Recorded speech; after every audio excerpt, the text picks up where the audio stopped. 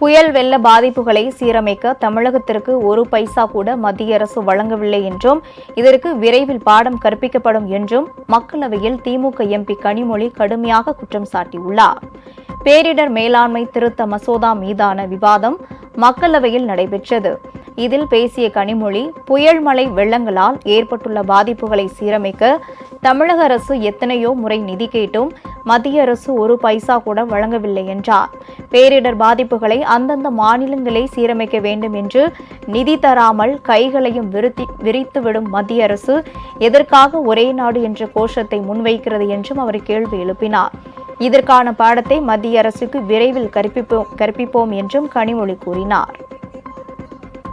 விவசாயிகள் ஆயிரக்கணக்கான ஏக்கர் நிலங்களை இழந்து அதில் இருக்கக்கூடிய பயிர்கள் அழுகி கண்ணீரும் கம்பலையுமாக கடனோடு நின்று கொண்டிருக்கிறார்கள்.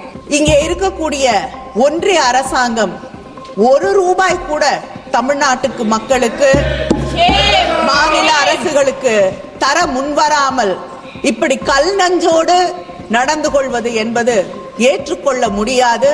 இது தொடர்ந்து தமிழக மக்களை வஞ்சித்துக் கொண்டே இருக்கக்கூடிய ஒரு நிலையிலே நிச்சயமாக விரைவிலே இதற்கு ஒரு தக்க பாடம் சொல்லித்தரப்படும்.